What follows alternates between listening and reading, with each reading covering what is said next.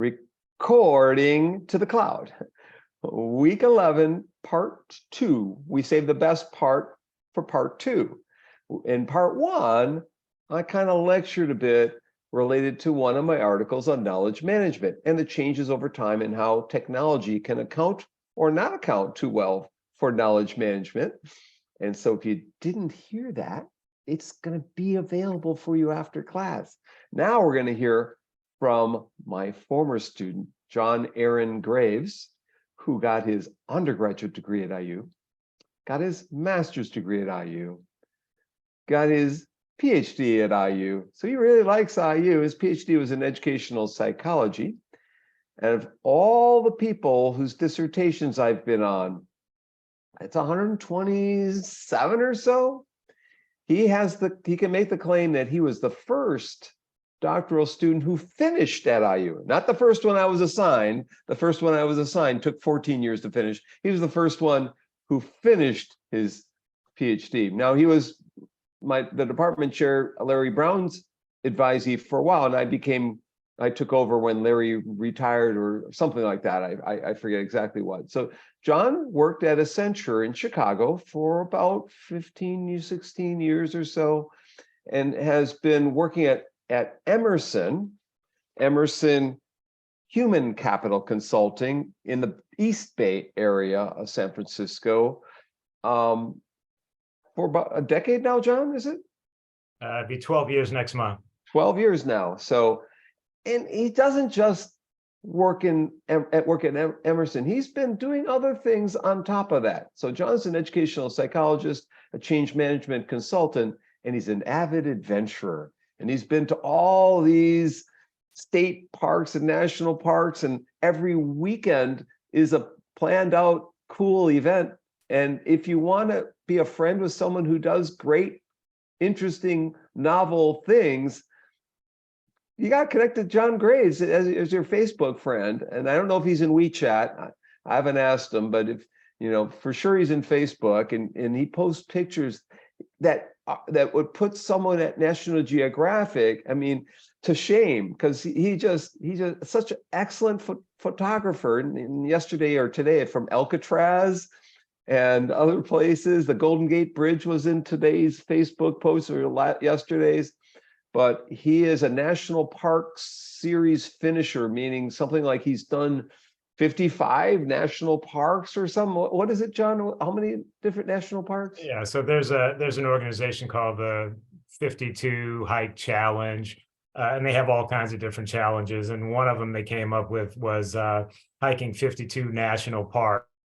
And when they came up with the challenge, I kind of laughed because I figured I had already done that. So I did a count, and I had 60 something national parks already on my list. And when they say national parks, they mean national parks and national park units. So all of the things like Statue of Liberty, being a national monument, that sort of thing. So I was the first one to actually complete that challenge because I had already done it by the time they created the challenge.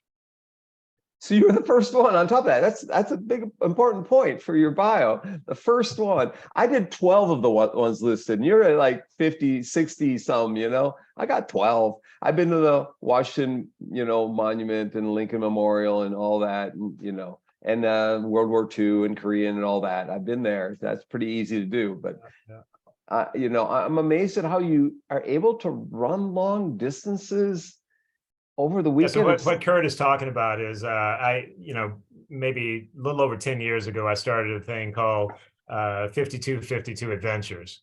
And really, it was a personal challenge for me to get up and get out and do things I enjoy. It was one of those December of 2012. I was sitting at home, and I basically flew home, sat around all weekend, and then flew back out to my client. And I was thinking about how I wasted the weekend and how life is short and I should take advantage of all the free time I have, et cetera. So I came up with this thing where I said I would go out every weekend or every week and do at least one adventure.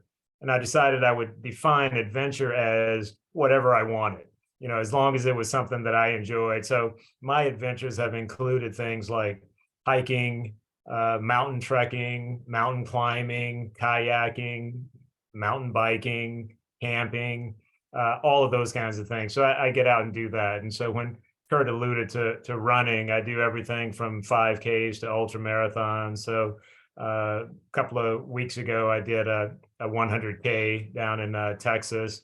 So I travel around and I do those types of things in addition to the work stuff. So Ultra Marathon Man is the book I'm listening to now by Dean Kamenis. How do you say his last name? Dean Carnesis or something like that. He lives out here. You bump into him at a race every now and then.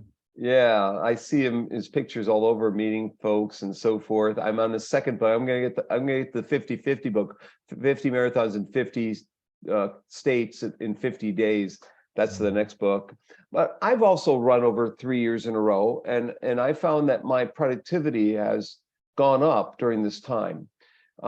And I know that the little video I sent everyone when you were at Accenture in your bicycle, you were taking your bike to work every day in Chicago. That was just for the video. Was it really? It was. I never rode a bike to work. I can only imagine. I was never working. I live in Chicago, but I was working around the world, so I never even really went into the office. Very good. Honesty. Okay. Well, tell us a bit about how being physically active has helped you in your job performing. Yeah. I'm sure everybody has already, seen all of the things on the Today Show and any other television show that talks about the benefits of health and working. Like I'm at a stand-up desk right now because they'll tell you that standing up or moving around a bit is always going to be more beneficial than sort of sitting behind a computer all day. I've worked at companies, Chevron, for example, who are really big into the whole ergonomics and everything. They have special people in the organization who will come around when you first start with them and make sure you have the proper mouse for your hand and make sure you know how to use your sit-stand desk and you have the proper chair. And if you need something under your feet and something behind your back and a little thing to hold your wrists up, et cetera.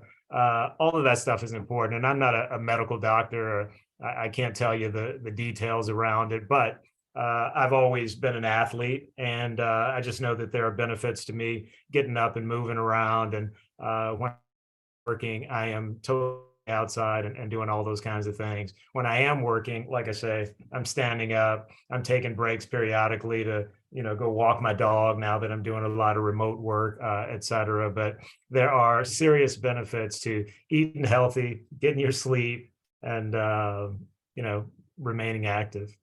Jax is his dog. Jax. Hopefully by the end of the show we can see him by the end of the show. I have a stand-up desk downstairs.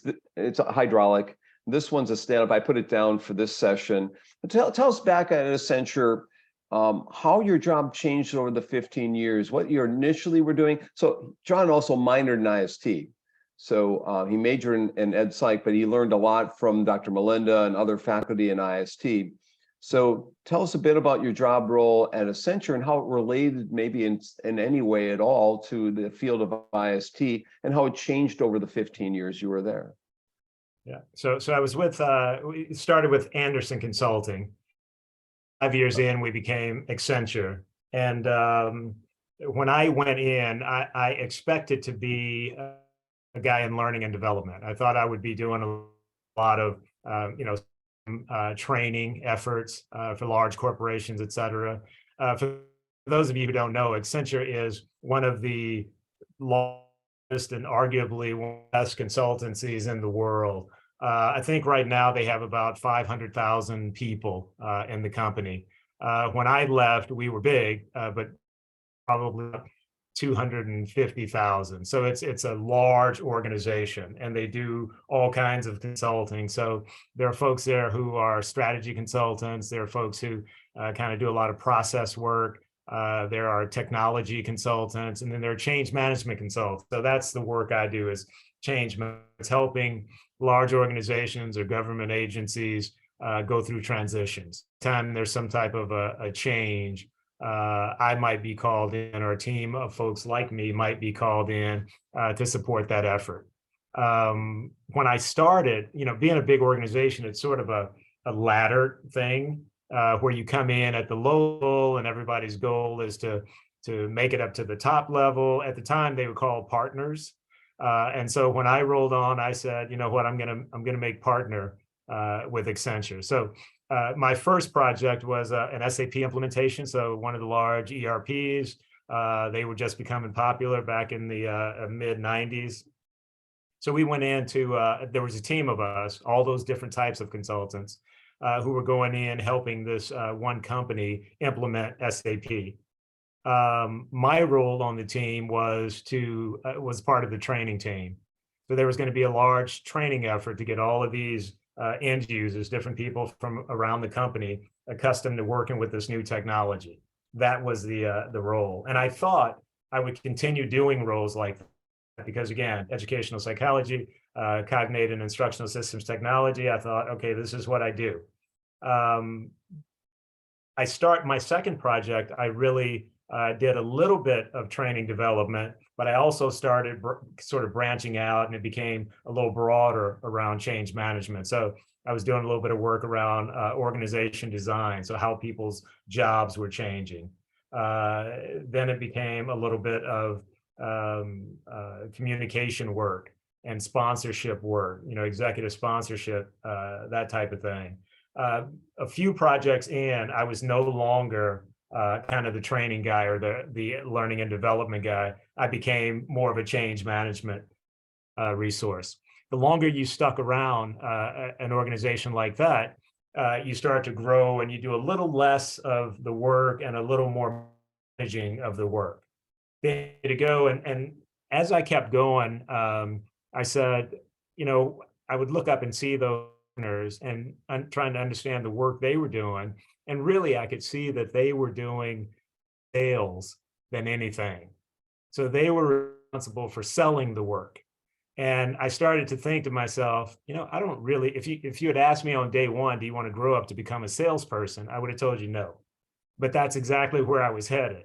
But I had invested so much and I was moving in that direction. I said, you know what, I'm going to make partner just because I said I was going to make partner. And then I'll figure out what I'm going to do after I make partner. So we used to promote people on September 1st every year.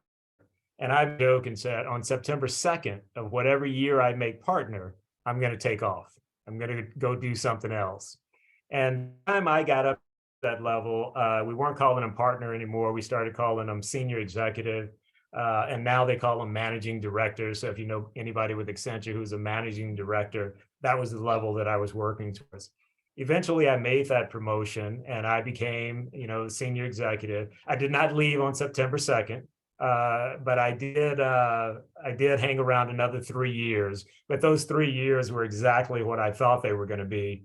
It was sales. So I was responsible at the time for selling $4 million worth of work every year.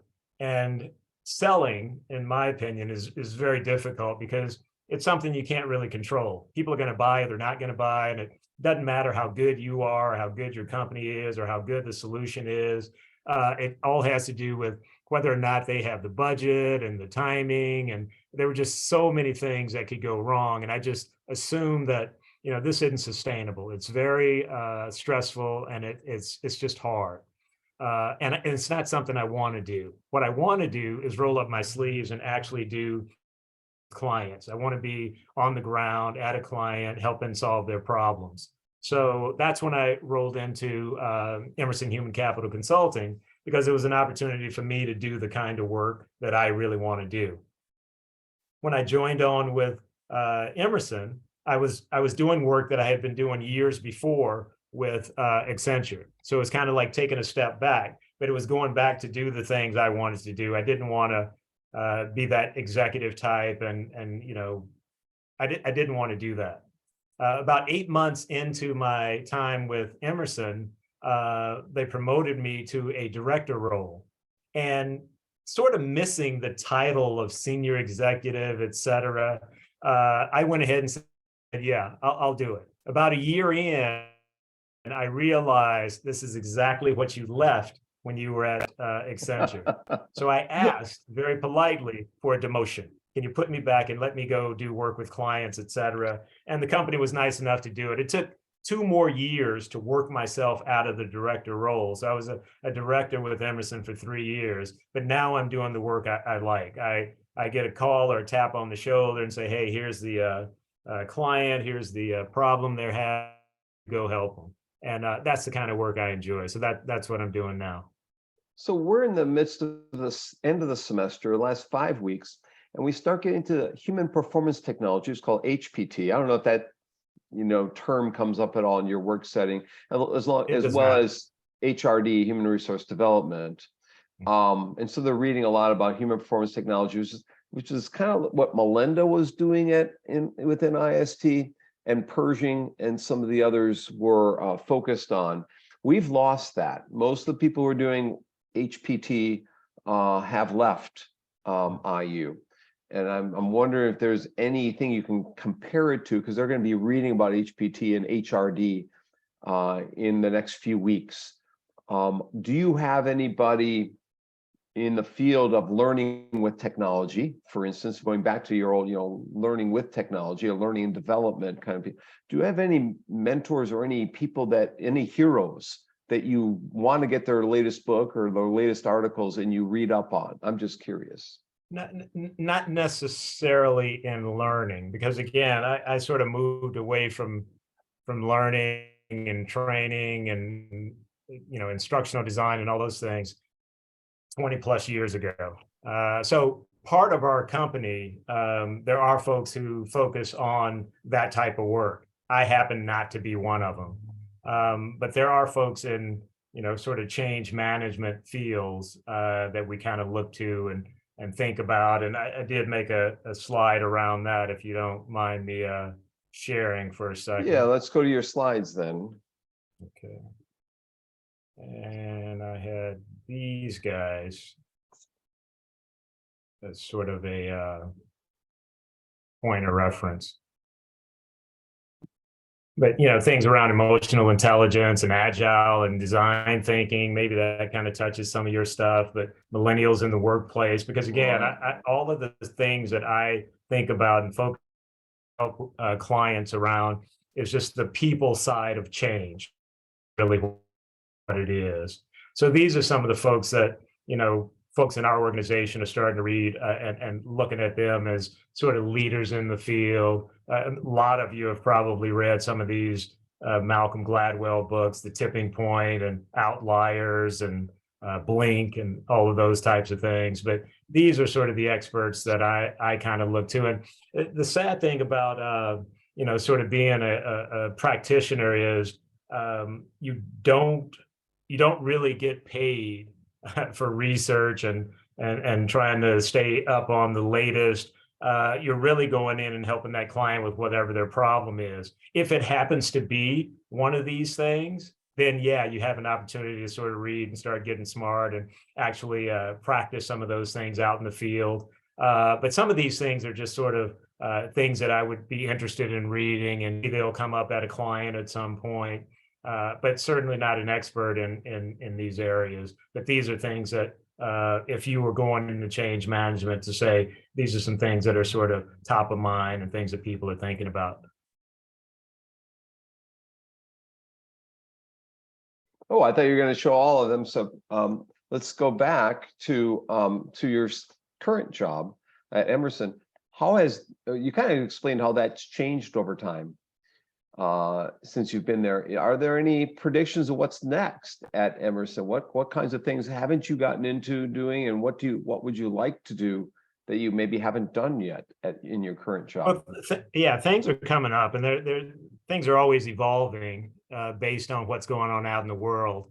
I think one of your questions had something to do with artificial intelligence, right? Being a hot topic in education. Well, it's a hot topic everywhere, right? So at some point, our clients are going to start trying to figure out how to use ChatGPT or something else. So we are, again, not being academics, we're starting to read, and maybe a couple of folks have started writing some blog posts doing a little bit of research, talking to people who are in academia to understand how we might be able to tap some of this stuff. So I've heard people, again, being a practitioner, being a guy getting his hands dirty, out working with clients, I haven't stopped to focus on any of that. None of my clients have brought that up as a problem, but I know that internally, folks are starting to think about how we might be able to use ChatGPT to accelerate content development for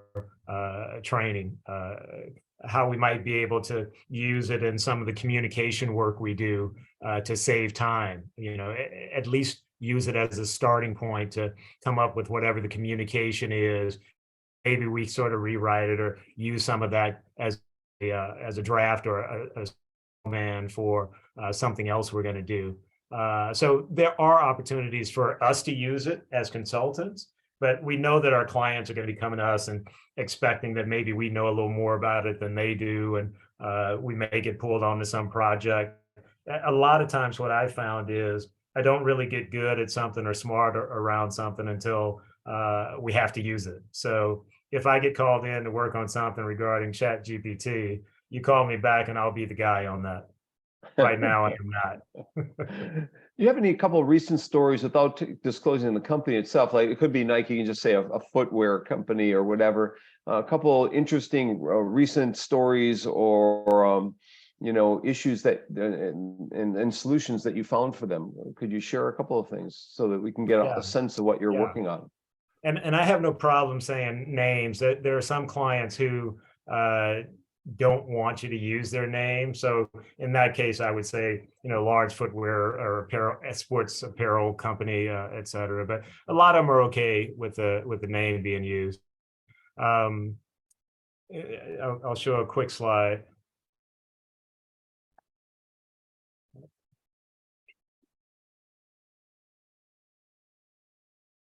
Drag.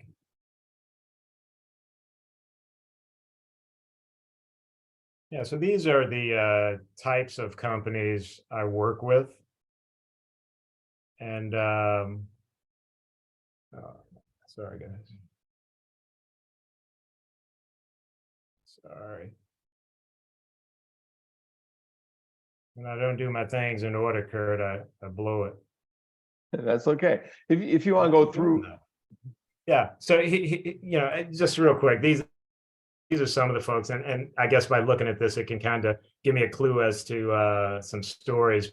One of the things that's going on now is there are a lot of companies who are starting to get smart around this thing called change management. Once upon a time, we had to spend a lot of time explaining the value, and a lot of people weren't bought it. They didn't understand it. Now, it's been around for a while, and people are really understanding that anytime they go through a change, they're going to have to, have some pride around it. And it'd be great if people who were experts, knowledgeable around change management to help with the people side. They kind of have the technology down. People are really good about, strategy work, et cetera, but they aren't, they really don't have a lot of resources to understand how you people through the change. So they started asking us, how might we build this internal capability around change management so we can do some of this stuff ourselves and don't have to call people like you, John. So that's been one of the emerging trends. Is there are lots of companies who are trying to build their own change management community of practice or community of excellence. They're trying to build their own change management teams in-house. They're coming up with their own change management models. They're starting to build their own tools and templates that they might be able to use from one project to another. That is one of the things that we've been seeing quite a bit of. There are obviously always going to be things like mergers. So one company buys another company, and now you have these two companies that are supposed to be one company, but you have redundant roles, you have different processes that were used at the different companies. So how do you pull all that together and make it into one company? So that's some of the change work that I've been doing. here's a slide that has a few things that have been coming up and things we've been working on. But sometimes you just go and doing some facilitate work around with executives. Sometimes you're doing maybe a data migration. There are all kinds of technology changes that happen. So maybe you're going in and a company is in this particular company, this was Chevron. They shut down one data center. They opened up another data center. So they had to move all of their data from one place to another. Shortly after that, they decided to move everything to the cloud. So that was another project. Develop deployment strategies. So I work with the United States Army, and they were rolling out an ERP system. And the Army is global, so we have Army installations. This is the U.S. Army. I've worked for them too, so yeah. Yeah, they have them all over the country, world, and so they're trying to put in this new system. So I was responsible for coming up with the deployment strategy, so how they were going to roll that out. This is the comment on the internal change capabilities. Change agent networks. So how do you use the people inside of the organization to help facilitate the change? So imagine all these large organizations I'm talking about. Me or even a small team can't go in and do all of that work on our own. We probably need some help internally. So how do you do that? Well, you find resources in these different areas or different locations, get them smart on some of the things you're doing, share communications with them, and have them do some of the work. So I do a lot of work with change agents, and I said, you may have heard of them as change readiness, business readiness reps, or business transition reps, change champions. They come by all kinds of names, but really they are resources who are working in different departments or locations or geographies, and they're going to help with the change project. They may not be on the project, but they are, adding a couple of hours a week to help out with it. Usually people who have a big voice in the organization. They're people who are well-known, people that are influential. Those are the people that we try to enlist in these roles as change agents. I do a lot of workshops. So companies may call me in to talk about change management. I may come in and do something around helping them understand all the different changes they have going on. You'd be amazed at how many companies don't even recognize, what the right hand is doing. They know what they're doing, but they don't know that there's another project going on that's touching the same resources. So we go in and maybe help with some of that. This key behaviors thing, there are, an example of that. I was down in Texas, I guess that was last year now. A big group of banks had come together for this big forum, and all of them had introduced the idea of diversity, equity, and inclusion. That's a hot topic now, and everybody's making sure that they have somebody, a director of diversity, equity, and inclusion, or diversity, equity, inclusion, and belonging, and they have posters hung up. But all of them recognized they hadn't really made any traction around, moving forward with any of that stuff. And so I went in as not the expert around diversity, equity, and inclusion, but a guy who knew something about behaviors. I had them talk about the behaviors they thought they wanted to see around diversity, equity, and inclusion, and then talk to them about how you would create behaviors around that and how those behaviors could become habits. I helped them create, 90-day plans, because it takes 90 days to build a habit. Did some work around that, and I really enjoyed that because it was different from some of the day-to-day project things that you might do, a system implementation, et cetera. More behavior stuff, employee experience plan. So after you've sort of figured out a and you've gone through and tried to implement, what are some of the things that you want employees to do on an ongoing basis? similar to that 90-day plan. What are the activities and actions that you want folks to do to really get to the goal state that you had in mind when you started the project? Quality assurance. Sometimes I just get called, kind of sit over you. So maybe Kurt Bonk is going to be the guy running the project. You always need another pair of eyes and ears to look over things and make sure that the work is going the way it should. Ask some stupid questions. Make sure we're thinking about things the way we need to think about them. I might play that role sometimes. So those are some of the things. I think I have another entire slide on that, but I can pause and we can do some questions. Or any questions? Any questions from anyone so far for John? I have a question. Yeah. John, I was wondering with working with all these clients and companies and everything and problems and stuff, how was it like during the pandemic for your organization, or what was that like? I worked in a university and we kind of couldn't see past our own fires that we were putting out. So I can't imagine being more connected to things. Yeah. So Yeah, it was different. So when it first started, like everybody else, there was a little bit of shock, not panic, but things were going to be different. Fortunately for us, the work didn't slow down. Like everybody kept working. Good for us. We were already accustomed to working remotely. So everybody already had cameras and we were already using Zoom and Blue Jeans and WebEx. And because we'd had clients who, again, these clients are all over the world. So it was never a time when you had everybody in the room. It's just that location you used to go to that might have been the headquarters and you were sitting in a meeting and you had people out there. Now everybody's just sitting out there. I will tell you that our company didn't lose any clients. The work that we had was ongoing. We didn't have anybody sort of say, what, we don't want to do this now. We had to quickly be able to convert some of the things we were doing to, sort of a remote online approach. So when I talk about those workshops are great face-to-face. Now you have to do the workshop on the computer with, there are 30 people on here.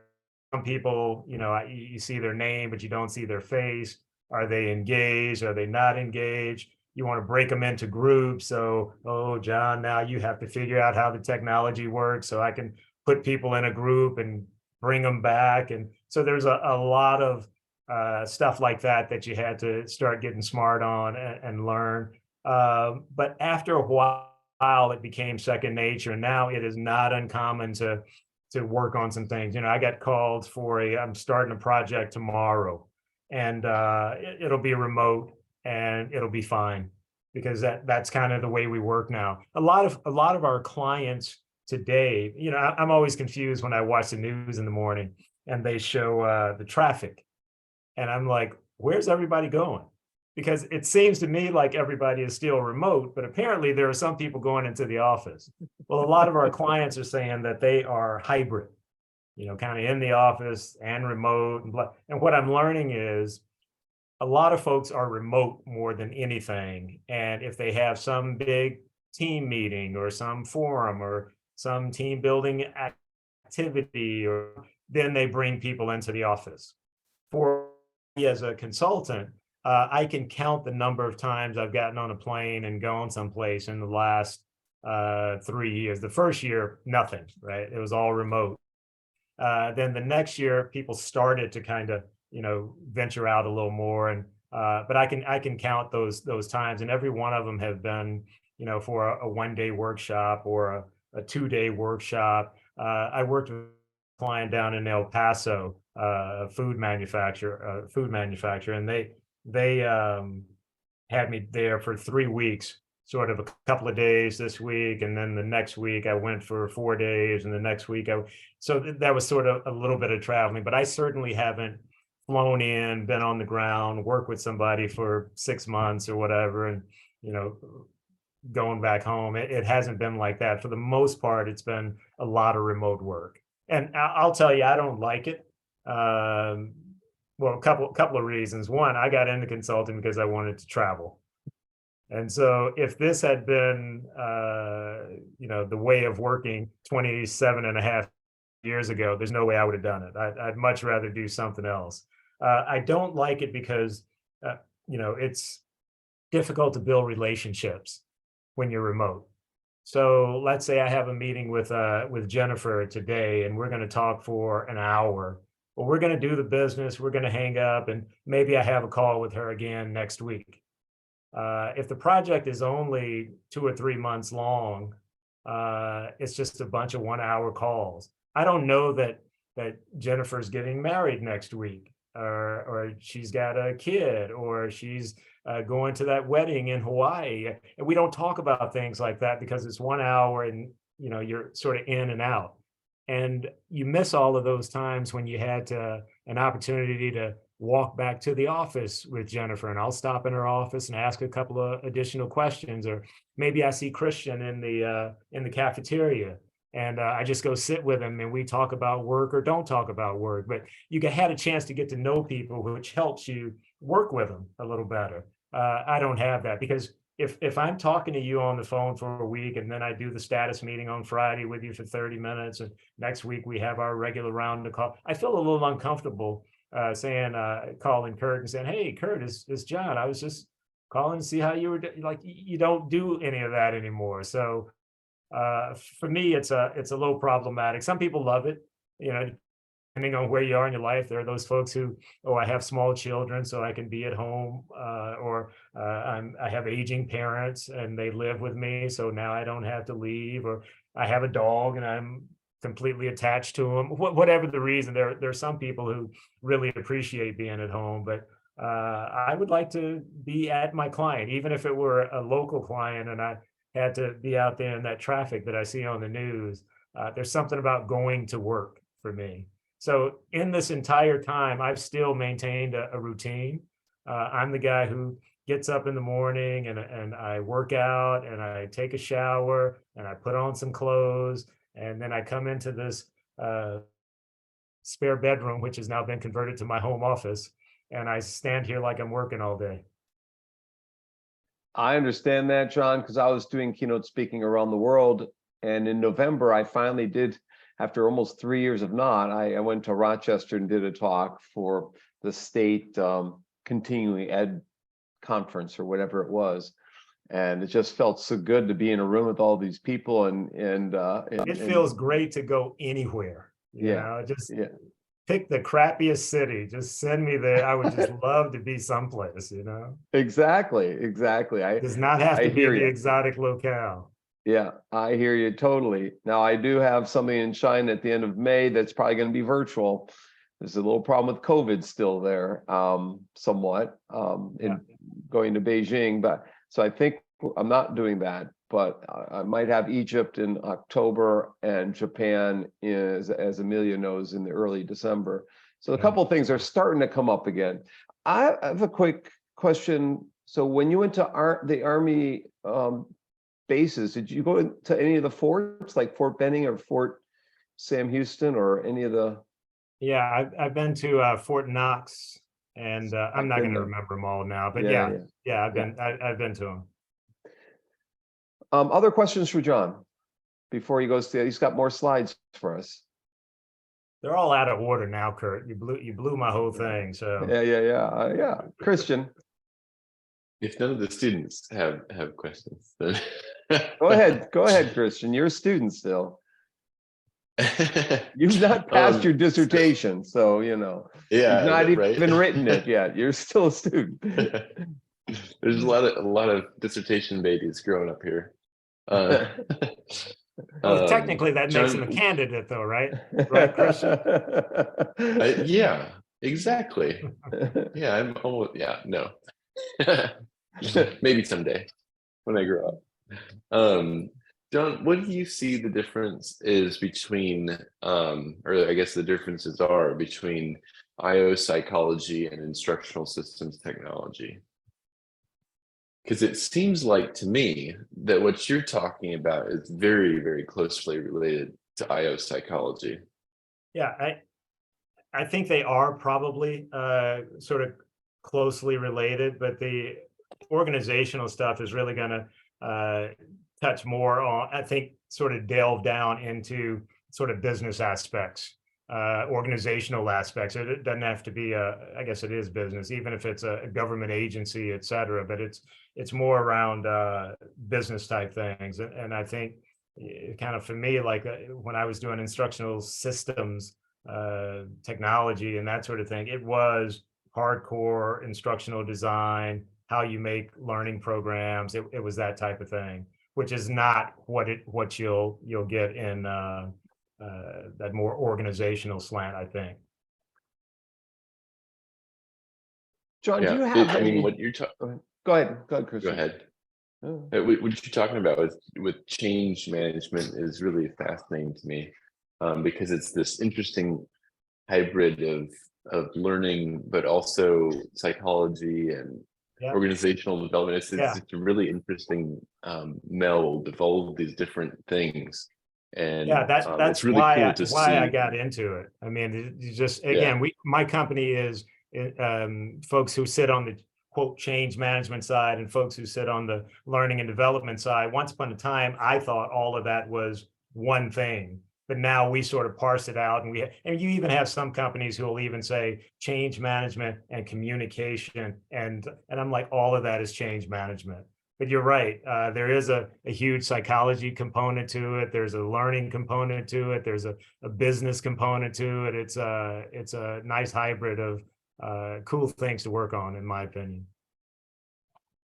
yeah, So John, these people are working on certificates, master's degrees, doctorates, PhD, EDD.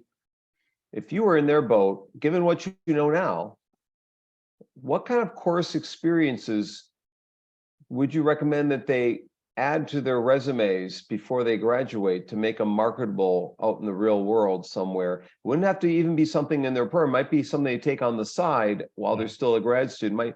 These micro credentials that are out there. Yeah, Some there's a are lot of that free. stuff. Yeah. Yeah. Well, so what have you seen And there are a lot that of pays people who off? are going out and getting certificates and a lot of things. There are folks who are getting these different change management certificates. There are a lot of folks who are getting project management, getting certified in project management. If there is a project management course at IU and you haven't taken it, I would take it, because it seems like whatever you're doing, there's always going to be a need to have that type of knowledge.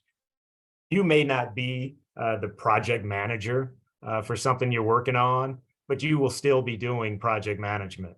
There's still going to be some component of it where you have a work plan for tasks that you're working on that you have to maintain and manage, or create, maintain, manage, whatever. Also going to be status that you need to do on a weekly basis, or what have you. There's going to be times where you manage issues and risks. So the more you know about project management, the better off you're going to be. And a lot of times, and that's in academia or going into consulting or whatever, it seems like everybody at some point is working on some type of a project that needs to be managed. I would really push for that. Is there some kind of course at IU around project management? There probably is, but nothing in IST that I'm aware of.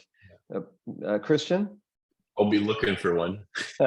Maybe not in IST, So- but around the university. So one of There my may be students, something in the business school Yeah. or whatever. And again, even if it's not a course, there are all kinds of certifications out there. Yeah. And what I found is there are some clients or organizations who look for those certificates, which is why a lot of people are going out getting them. I mean, I've been doing this kind of work now for it'll be 28 years in June. And I have not gone to get any, I'm not certified in anything.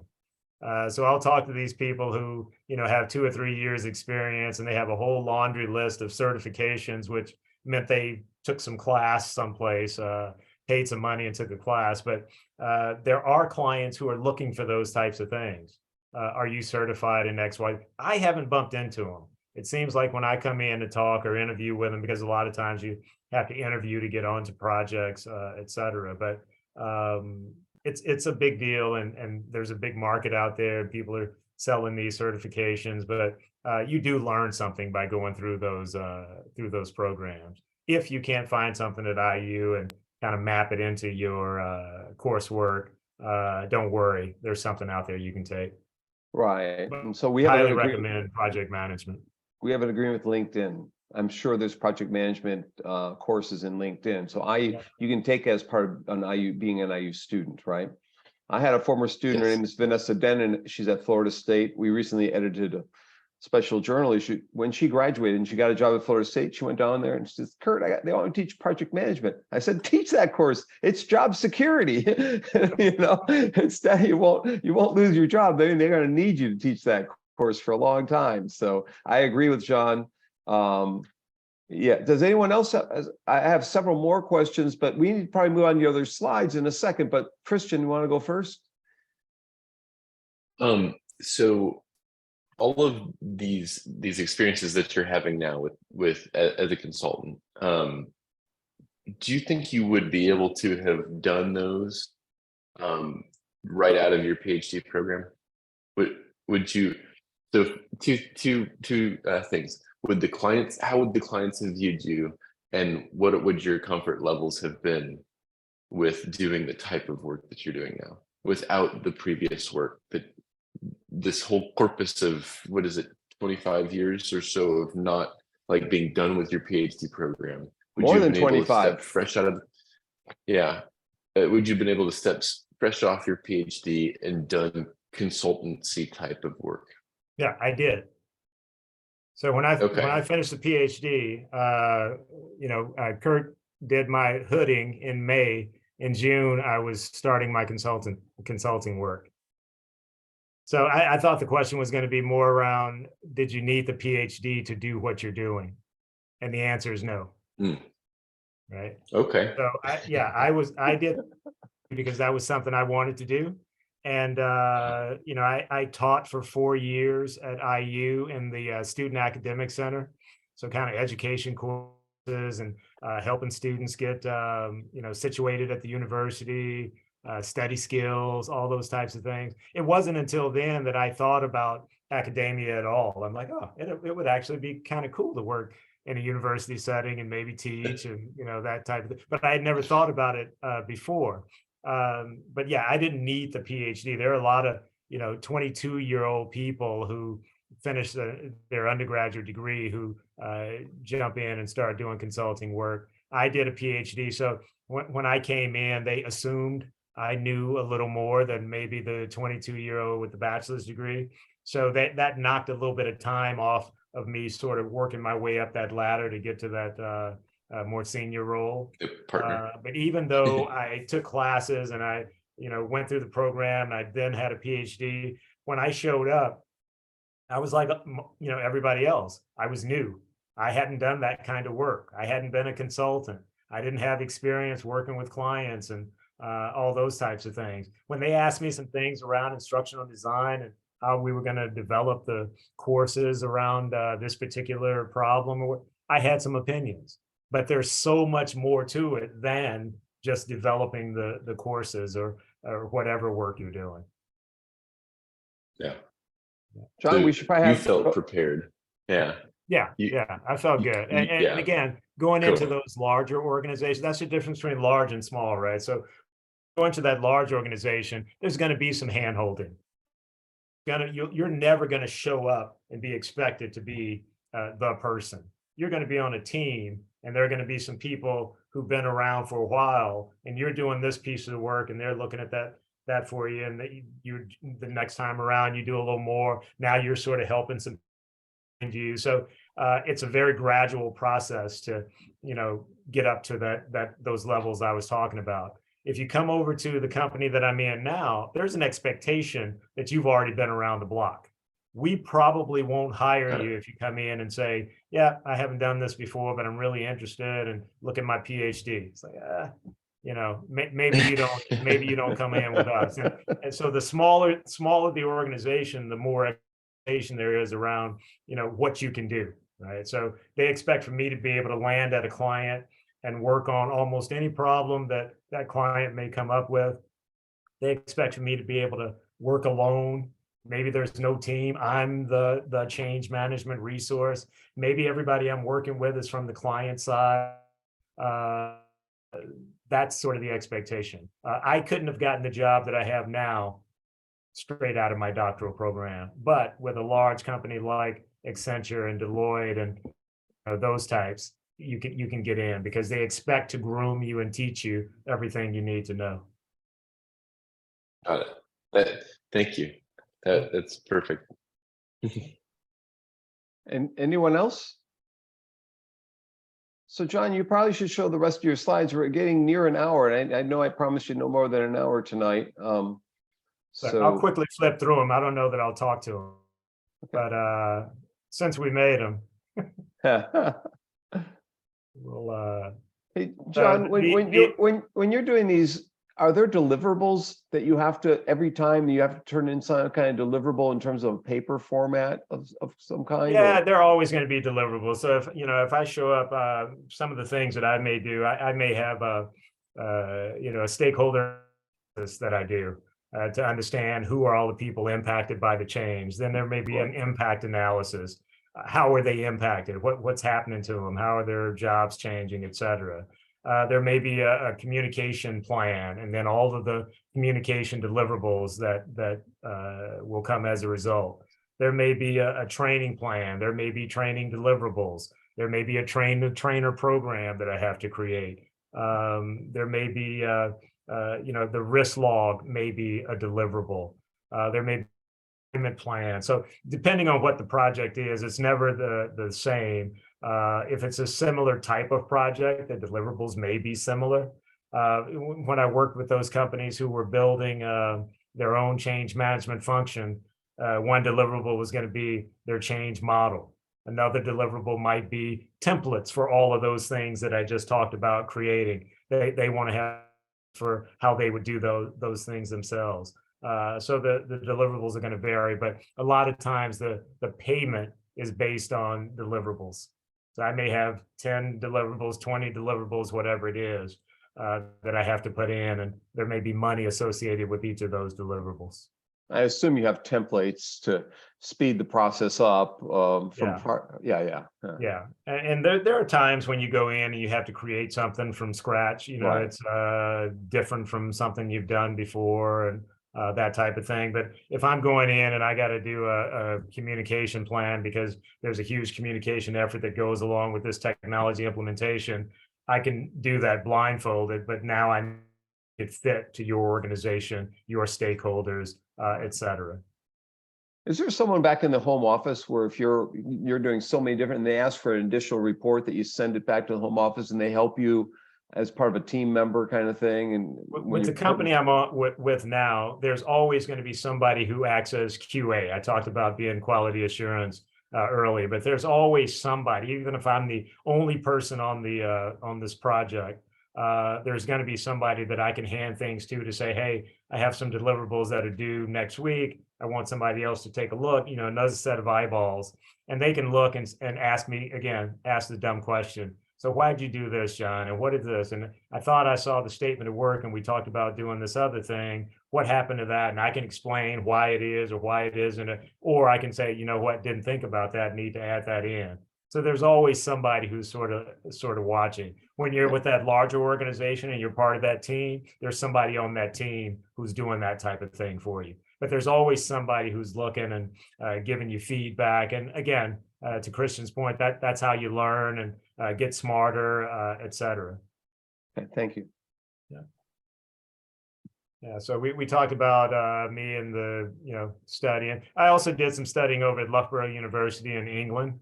I did this extensive really quick course. It was 120 hours. We did it in 3 weeks.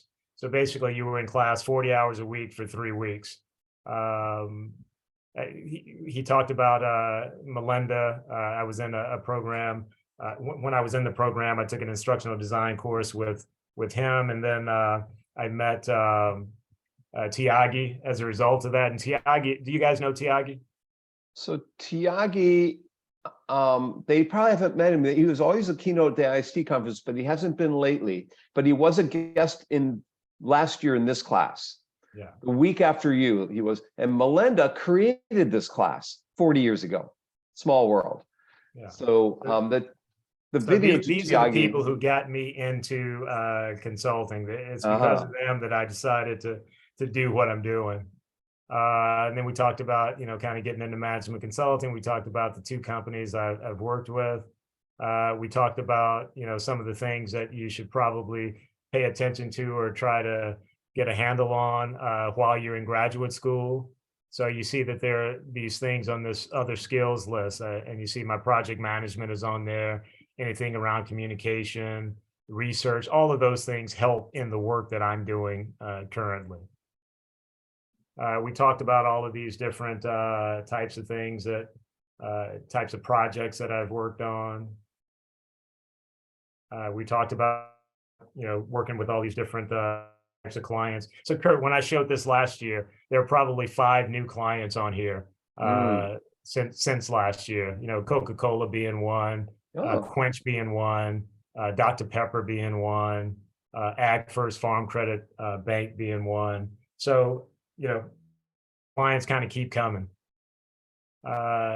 This is just a quick snapshot of places. So again, I got into this stuff because I wanted to travel. So I've worked in several countries, on a few continents. And for me, that's what made it exciting. I was on my way to India right before the pandemic. I bought my ticket in February. I was headed out in April. The pandemic hit in March. So that didn't happen. And that client has not come back to say, hey, we want to do it now. So India is not on the sheet yet. Wait a minute, John. Can you go back? Xiaoying probably wants to know where in China, and Amelia probably wants to know where in Japan. Japan was Tokyo. And in China, I worked in Beijing. Okay. Yeah, it was the Bank of China in Beijing. Wow. Who was it in Japan? It was internal with Anderson Consulting. So we had, it was back when, again, SAP was a big deal. So we had these solution centers around the world, and we had a solution center in Tokyo. So I went over to Tokyo to help them understand how they might use this tool that had all of the training in it. It was called the Information Database, and it had all of SAP's training in it. So I went over to explain to that region of the world how they might use those tools internally to get their folks smart, or our folks smart on how they would work on projects, and also how they might be able to sell that training to, because we had some contract with SAP, sell that training when they go out to teach folks, teach their clients. So there's a client who's putting in SAP, they're going to need training. They can use this as their starting point. That's what that effort was all about. So Yeah, John, thank you. what all the international work you've done, what have been the barriers you've found when you work internationally to the application of your skills? I mean, there's maybe other barriers, but the biggest only time I really had any kind of a stumbling block was in Tokyo. And it was funny because I thought, Tokyo, everybody's going to speak English, and it's going to be easy for me, the American, to kind of just go in there, and it's culture differences, et cetera. So fortunately, I had an interpreter. So, and that surprised me when I showed up and there was somebody translating for me. So I would say some things, and I would look over, and this woman would say some things, and she'd look back at me. I'm like, oh, I guess it's my turn to talk. So I would say some things. And then we were doing the question and answer, and she would get the question, she'd send it to me, I would give an answer, and she'd turn around. And then the answers seemed like they were getting short. And I'm like, did she say what I said? And I didn't know. So I felt like I was a little bit of a disadvantage because I didn't speak Japanese. I had no Japanese in my toolbox, and that was a little difficult. I also had some problems just sort of getting around and that type of thing. Got lost a couple times, and I got a couple of stories on that. But usually they're going to, if it's every time someplace, it's been for a company that is global. So there are always going to be people there who can help me out and get me situated and act as my guide or act as the translator or whatever. And a lot of times those companies are they're they may be American companies and just have a global presence. So even if you get to, Coca-Cola in a different country, it still sort of feels like Coca-Cola because they try to keep the culture the same, et cetera, et cetera. There may be some people who that I don't speak the same language as or something, but there are going to be a lot of people who I do. But just culture things like you can go some places and you ask a question, hey, does everybody understand? And people just say yes. Well, that doesn't mean that they really understand. It means they're trying to be polite and they want you to move on. So just know something about the cultures before you show up. And I've learned to do a little more research and just sort of understand some of those things that you should just know being in other countries. John, I think you're missing one from the list, but maybe not. I could have sworn when the pandemic was ending, or after the shots came, you took a trip to Mexico City and were reflecting on a client that you had there in Mexico City in your Facebook post. Was Mexico? So I was down in Mexico City last year. That was just last June, but that was just a social thing. I finished one project, hadn't started the next, said I need to go someplace. Never been to Mexico City. You go to all those resort towns, et cetera. I said, I'm going to Mexico City to see what that's like. So I was down there for a few days, but that wasn't work. Okay. They had a special on Mexico City last night on CNN. Eva Longoria's. I saw it. That was great. It was great. Yeah. Yep, I saw it. I was just listing out some trends and we've kind of touched on a couple of these things. One thing I would suggest if you were going into consulting, and it's probably true for a lot of fields, internships are always helpful. So if you're going into academia, getting some kind of a teaching assistant, if you're going into the corporate world, trying to work in different corporations. So you can see that I did 4 internships and they were all very different. One was with the US government.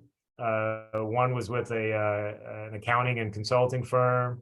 Another one was with a small accounting and consulting firm, and a really big accounting and consulting firm, just to get a feel for where do I want to do this work, because working at Fort Knox is going to be very different from working at Accenture.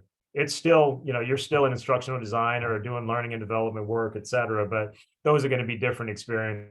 So where are you most comfortable, or where are you curious about? Internships sort of help out with that. And I was just going to suggest, trying to stay current. So even not in school, I'm still reading and trying to write a little bit. Every time I come back from a project, if I had a unique experience, I'm going to do a blog post on it. Since I'm in sort of the business world, I'll read things like Forbes and Wall Street Journal.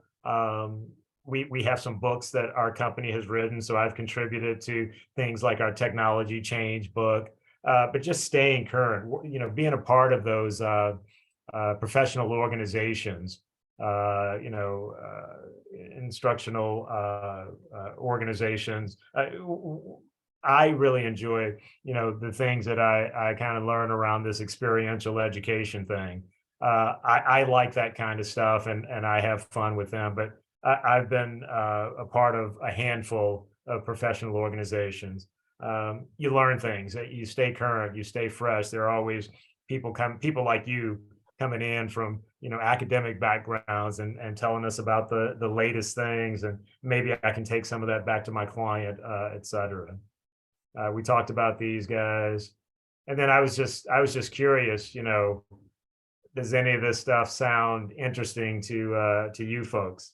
Are you academics, or are you going into consulting, or what are you guys thinking?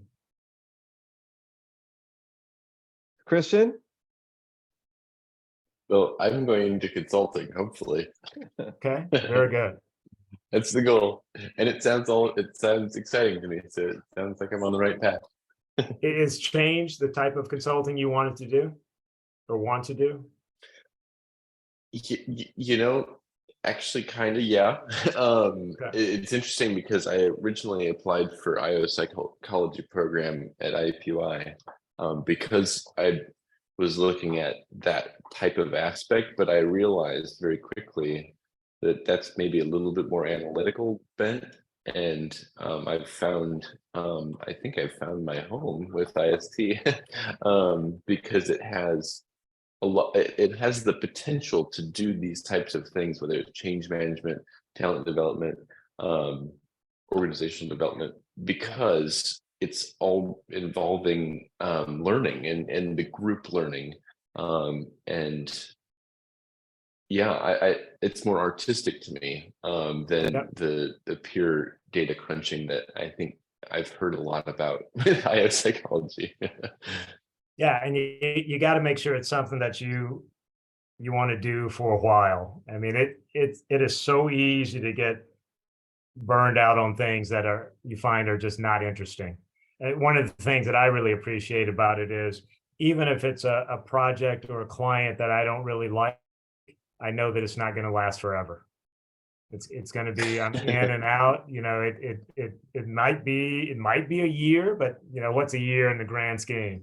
It'll probably Yeah, only be 3 to 6 months. You know, so they're short, and then some of them even smaller.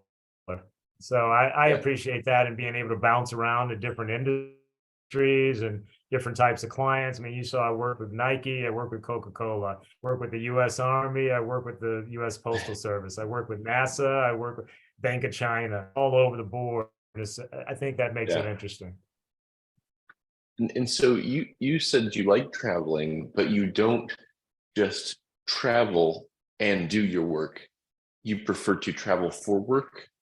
Is that correct? Yeah, I like traveling for anything. So I will go out for Okay. fun and I do a lot of that. But I got into consulting because I thought it was an opportunity to see the world. I thought I'd be floating around and going to all these different clients, and hopefully some of those clients would be in exotic places. And up until a couple of years ago, it was all working out. So my first Yeah. doctoral student who took 14 years, after 7 years of coursework, 7 years dissertating, he got a job at Southwest Airlines so he could run marathons in different cities.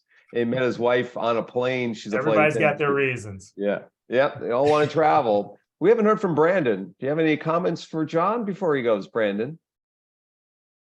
No, nothing comes to mind. So thank you, though. Okay. Shoying, any last comments? No, no. Thank you. Okay. Amelia or Jennifer? No, no, thank you very much. Okay. And Jennifer, you're the first one here. You get the last word here.